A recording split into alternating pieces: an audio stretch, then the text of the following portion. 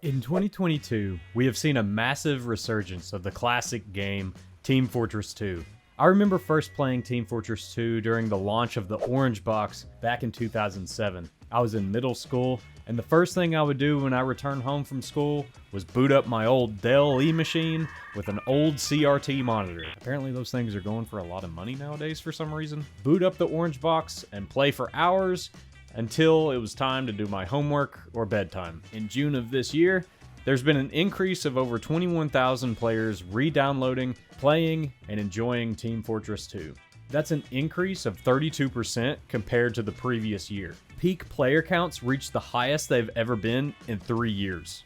Back in 2020, the TF2 subreddit also saw a massive achievement when it gained over 1 million subscribers. Some argue that the last major update to the game came with the Meet Your Match update that came out on July 7th, 2016. So I recently re-downloaded Team Fortress 2 a few days ago and decided to give the game another try.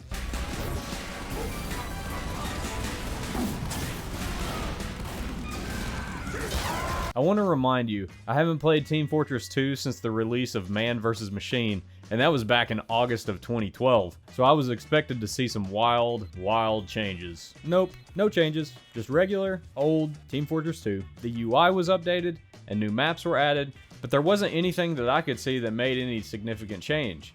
Though I was only playing casual mode for the time being. However, I did notice a button that said contracts available on the right side of the screen, which I had no idea what that was for. So I'm just gonna leave that one alone for the time being. But the game was a blast. I played through maps like Frontier, Classic 2 Fort, and Badwater Basin.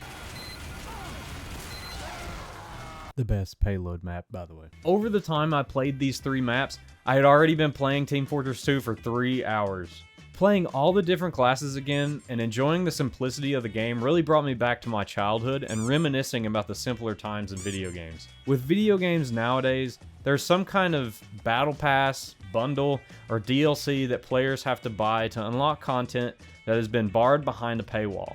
Well, in TF2, you simply play the game and unlock random items for classes. While I was playing a soldier on Frontier, I unlocked the gunslinger by just simply playing the game.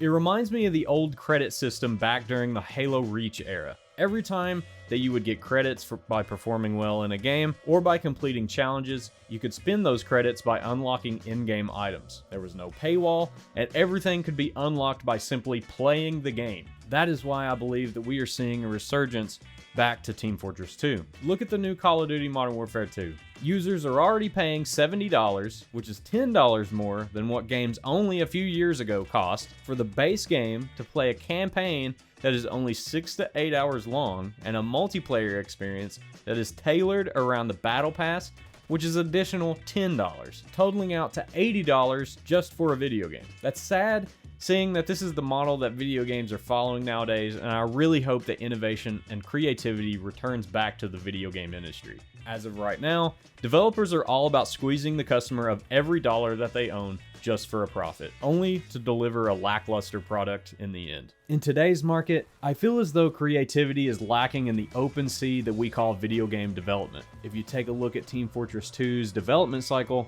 it has gone through countless iterations of the kind of visual style and gameplay loops to find its identity. A lot of games today are lacking that sense of identity, but follow trends and movements that aren't creatively risky. Take Battlefield 2042 as an example. That feels as though its identity is surrounding other games in the genre like Apex Legends and Call of Duty. Battlefield 2042 is trying to be a jack of all trades, but instead, it's become a master of none. Team Fortress 2 will always have a special place in my heart as a video game. The game has seen some very high moments and some very lows, but overall, it has lived to tell the tale. Actively during this recording, in the past 24 hours, there's been over 104,000 people still playing this game. I believe gamers, just like myself, are chasing the nostalgia of what older games that used to offer and miss what they ultimately were created for. A fun, casual experience tailored in a creative and innovative way,